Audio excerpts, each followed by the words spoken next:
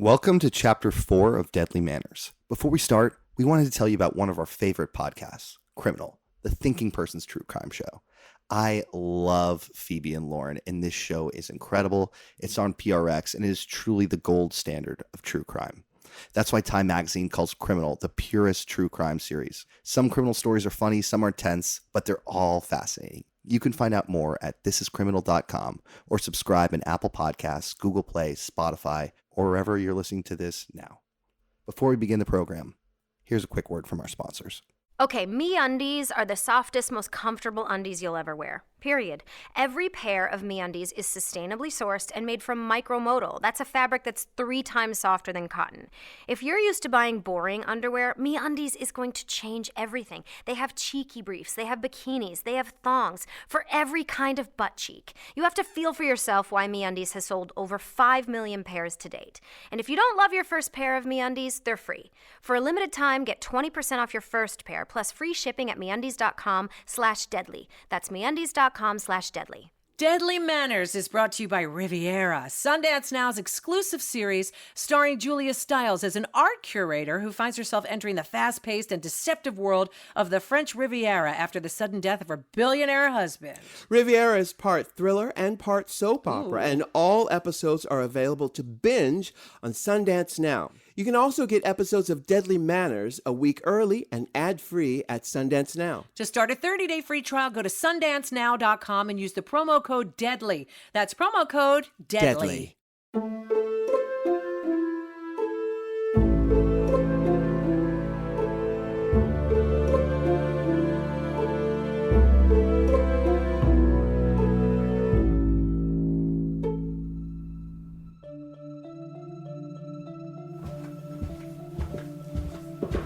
Veronica huffed as she marched ahead of her husband to the kitchen.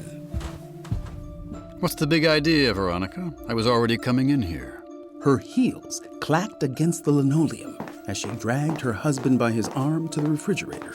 Are you going to say something? This is all rather theatrical. Still, without a word, Veronica slowly opened the door, just a crack, frosty air blowing out from behind it. She began to shiver, but whether it was from the cold or from the memory of what was inside was anybody's guess. William? The dread on Veronica's face didn't escape him. The ever-expressive Veronica had rarely been overtaken by such foreboding. Touting an unhealthy obsession with youth, Veronica almost never let her face droop so low. William knew this was serious. You're scaring me, dear. Veronica opened the door wider, letting the full blast of cold enshroud them. Visible puffs of breath formed and disappeared in front of their faces. You should have told me to wear my peacoat. I'm sorry. No, I was just joking. Veronica gestured inside to what she was truly sorry for. William laid his eyes upon the scene, the dead magician and the dead chef. Her white uniform barely recognizable with the amount of red staining it. Jesus H. Christ!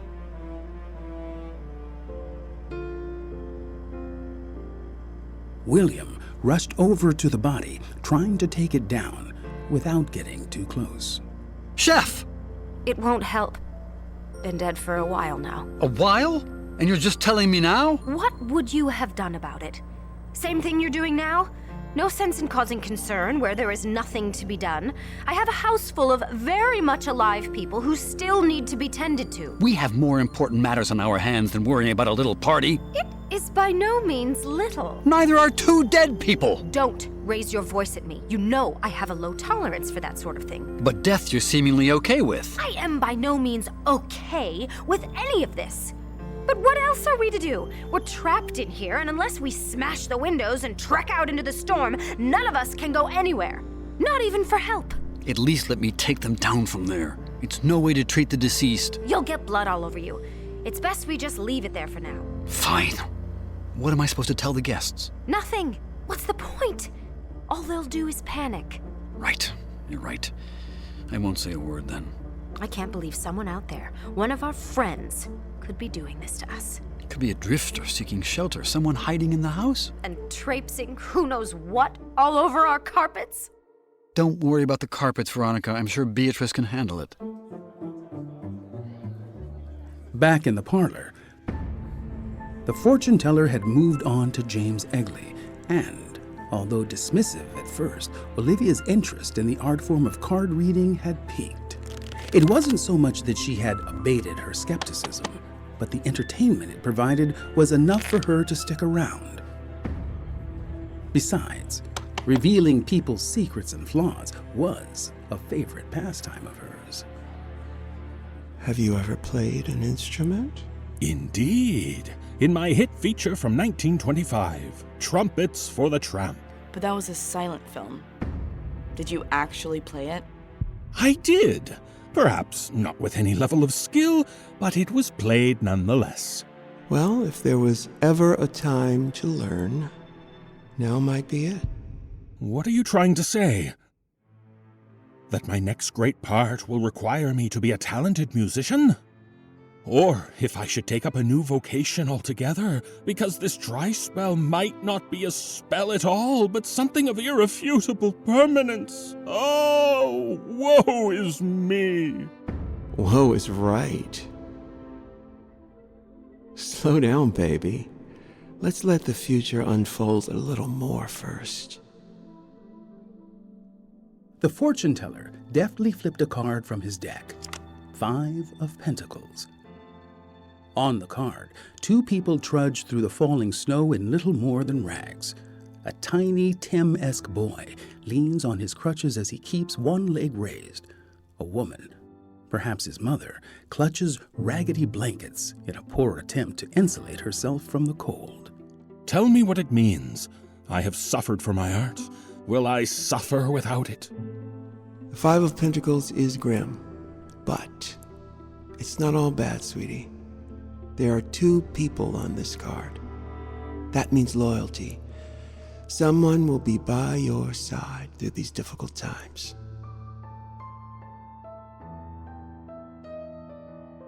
Who is this someone? I don't have anybody. Haven't in some time. I'm a lifelong bachelor, you see. We all have somebody, dear. I don't. Not anymore. Esther, who was meandering about the party like a ghost, caught the tail end of the exchange. Better to have loved and lost than never loved at all, said Tennyson. Though I wouldn't know what that feels like either. Sounds like you will. Eventually. But when? How much longer must a man wait for love? The future doesn't follow a schedule. Some people don't find what they're looking for until much later in life. Maybe it'll be too late by the time it even happens. Maybe it means that person will be by my side as I lay fat and broke on my deathbed. Didn't you have a bunch of affairs with all of those actresses? Yes, of course I've had myriad of affairs. Oh, how I've studied the human form. But physical acts of momentary passion are nothing compared to the depth of emotion that stirs within my soul. He watched as William made his way through the room, giving his wife a loving look who smiled softly in return. To be a couple, relationshipped, to have secret gestures that hold meaning that nobody else knows is a foreign and altogether fleeting feeling for me. Joseph and I used to have that. We had this special signal during parties. James was only half listening as he suddenly noticed William had that tight look about him, the look of someone who could use a drink. He'd do a little tug on his earlobe. That meant let's get the hell out of wherever we were. A lovely tale, but excuse me. Egley rushed over to William, happy to oblige him in more cocktails. Esther returned to her meandering, letting herself be petted and comforted by the other guests. Care for another shot of the good stuff, my dear friend? I don't know. I might be nearing my limits soon. Please indulge me with a drink and one of your trademark pep talks. Darkened clouds loom yonder. Tough times are nigh for me. Sure, James. Sure. Meanwhile, Olivia turned her gaze to the fortune teller. How do you do it? Do what? Read people. Tell fortunes. Excuse my French, but I always thought it was a load of horse poop. You make it seem otherwise. The fortune teller took in Olivia. His eyes scanned her up and down, feet uncannily in ballet's second position, shoulders slack. She was upright, yet relaxed. The tilt of her head, her wide-open, eager eyes. The fortune teller could see she was genuinely interested. Sure, I'll let you in on my secrets, but only because you seem different than everybody else here. Obviously. Do you feel different too? I feel like I'm supposed to like all of this. The money, the parties, the grandeur. The excess just makes me sick. People are supposed to want this though, right? Not you, apparently. Correct. So I guess that makes me feel different. That, and that I'm a Negro.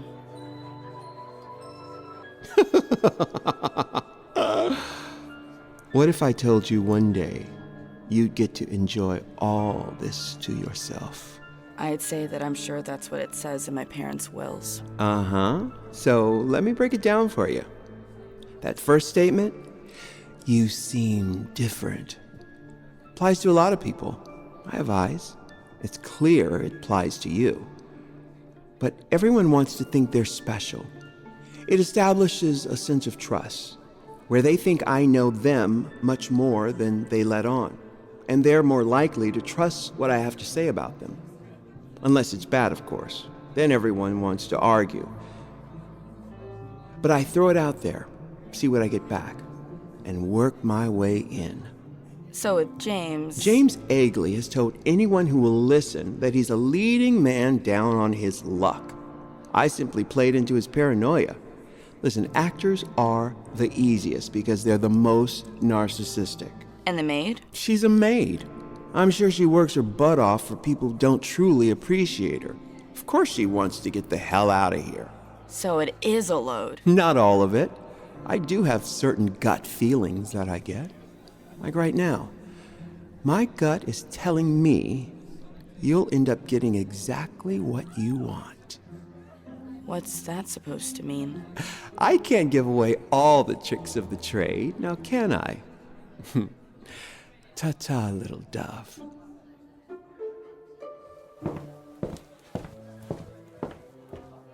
Olivia watched as the fortune teller set his sights on Barbara DuPont. He held out his cards, but Barbara voraciously shook her head no.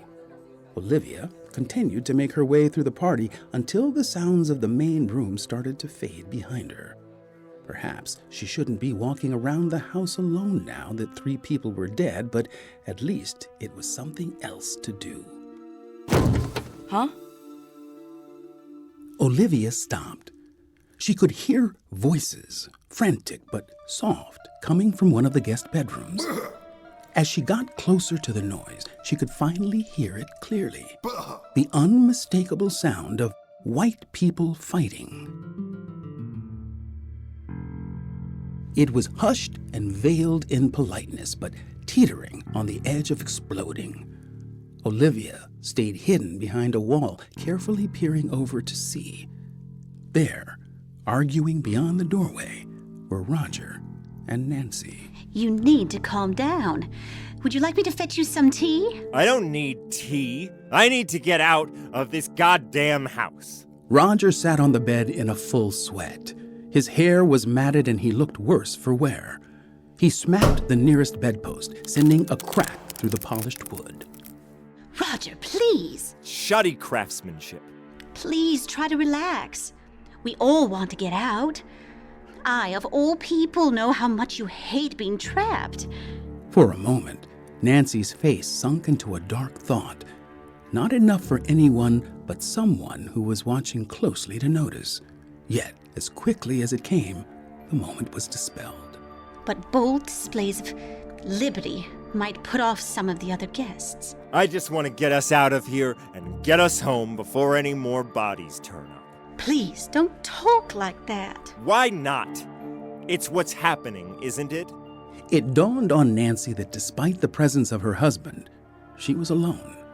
alone on a night where people have died so close to her, alone with someone who cares more about drinking than his own wife's safety, alone with someone she knows can get violent.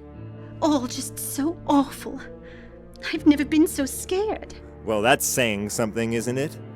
I can't believe I let you drag me here. The invitation was for both of us. It would have been inappropriate for me to come alone. You're a slave to pretense, you know that? I'm polite and well-mannered. Forgive me if I enjoy being civilized. You'd do well to be a little uncivilized from time to time. You need to make friends with some of these modern girls. They don't bother with pretense or pleasantries. They're very real. What does that make me? Polite. I need to find a cigarette. With that, Roger hurried out of the room. Olivia flattened herself against the wall as Roger passed by her. When he was completely out of sight, Olivia stepped into where Nancy was now pacing anxiously. Haven't you heard? It's dangerous to be alone in this house. Well, I could say the same for you. Besides, I wasn't alone this whole time. Roger was just here a moment ago. The words, although meant to be comforting, were not. Are you okay? You seem a little shaken. It's a bit of a scary predicament we're in. It makes sense for one to be shaken. I'm surprised your husband will let you out of his sight at a time like this.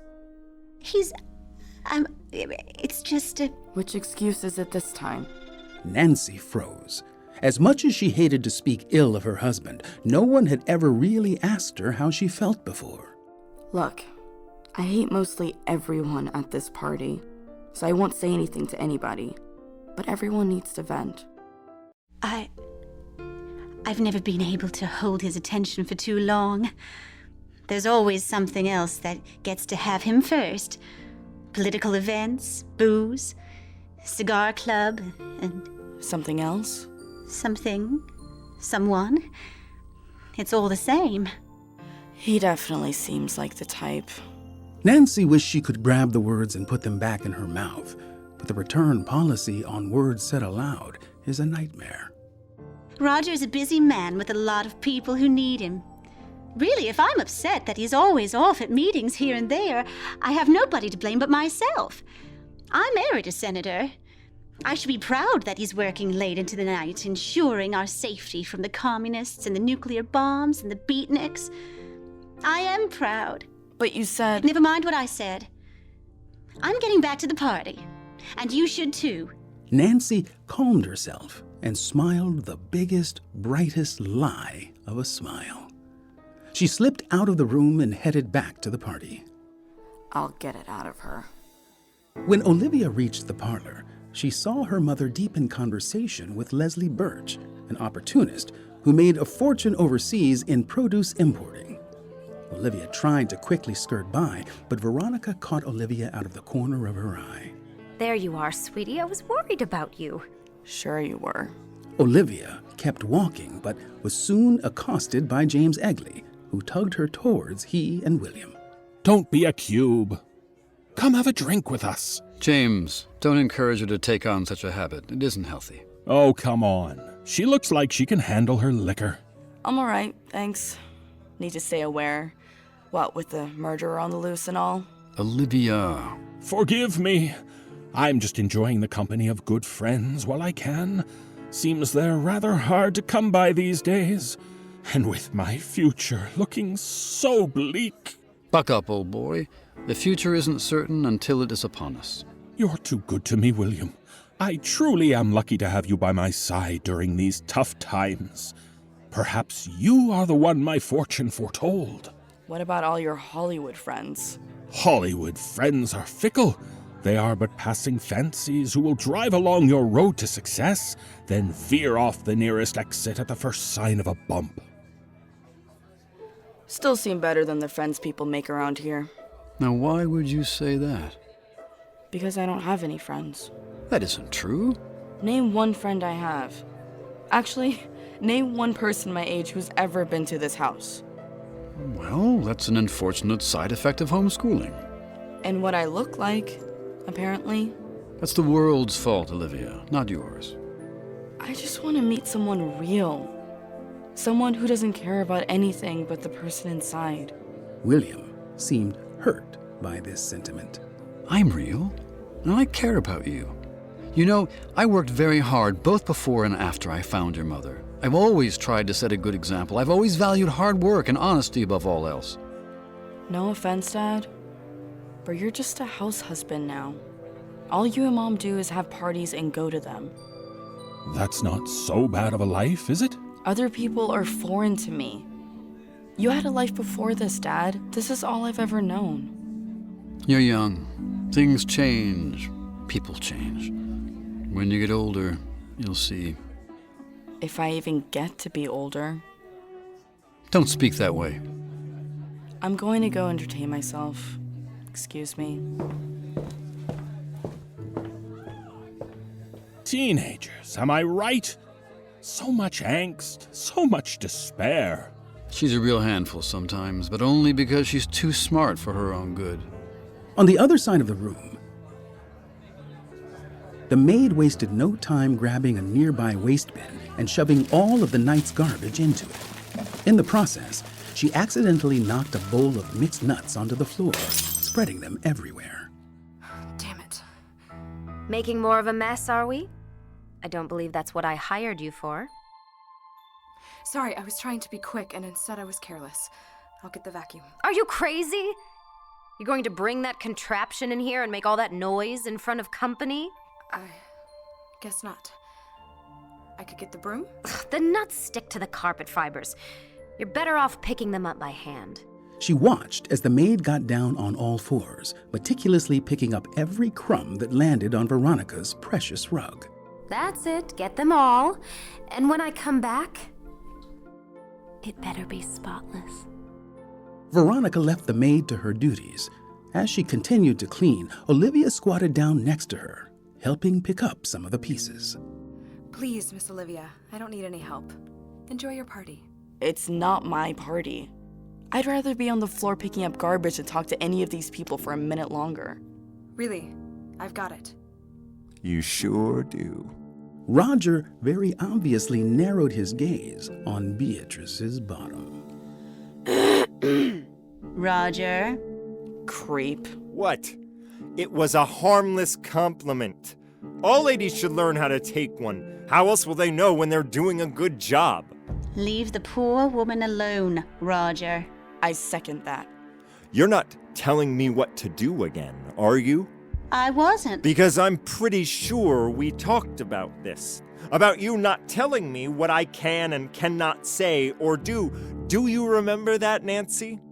Or have the fumes from your hairspray made you crazy again? Nancy locked eyes with Olivia, who didn't seem surprised at the exchange. Do you mind me staring at your bottom, Beatrice? See? Look at that. She enjoys my company. She's flattered. Roger used his hand to lift Beatrice's chin up, leaving her no choice but to look into his stark gray eyes. And I enjoy your company very much. We can go now, Nancy. Nancy dutifully followed as Roger moved along, pretending not to see him throw one more glance at Beatrice before they walked off. All men are pigs, right? My advice? Avoid them completely. As Veronica observed Olivia chatting with the maid, she felt a hand clench around her shoulder. She gasped as she spun around to see the butler. Oh, George, what is it?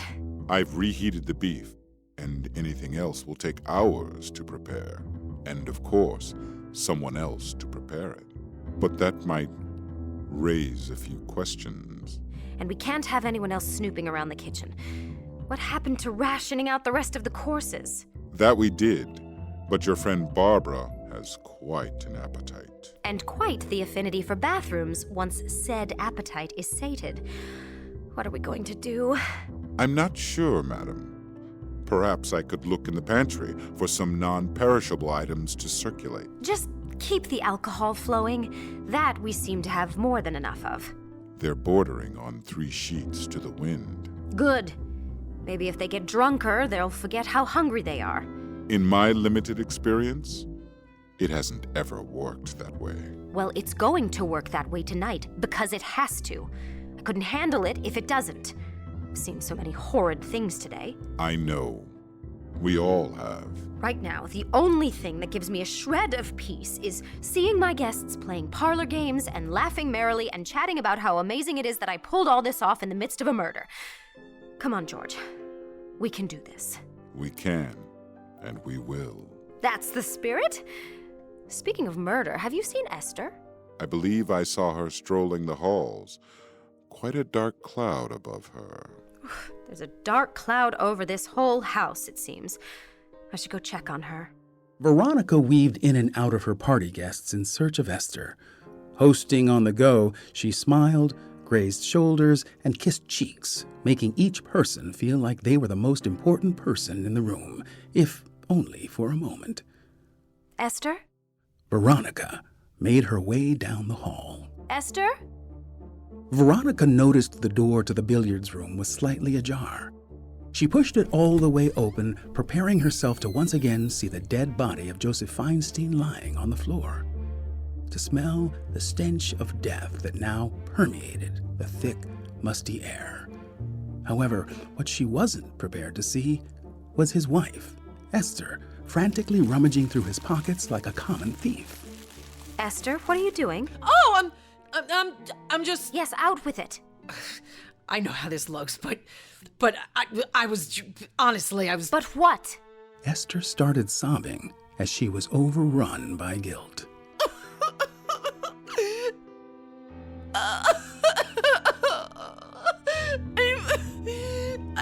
I'm simply... Was it you, Esther? Did you murder your husband? Thank you for listening. We're going to leave you with a preview of Chapter 5 after a quick word from our sponsors. MeUndies are the softest, most comfortable undies you'll ever wear. For a limited time, get 20% off your first pair, plus free shipping at MeUndies.com/deadly. That's MeUndies.com/deadly. Deadly Manners is brought to you by Riviera, Sundance Now's exclusive glamorous thriller series starring Julia Stiles. You could also get episodes of Deadly Manners a week early and ad-free on Sundance Now. Start your free 30-day trial of Sundance Now today by going to sundancenow.com, promo code DEADLY. Well, did you? Was it you who killed him? What did I ever do to you that was so wrong? You wouldn't understand! What am I supposed to think? Have you seen the fortune teller? Maybe he has something to hide. Maybe he's dead in a closet somewhere. Everyone's the hiding type under the right circumstances. I've got to defend what's mine. Chapter 5 is available now on Sundance Now and Shudder, ad-free and in lossless sound quality. It'll be available on all other podcasting apps on October 24th. Thanks for listening.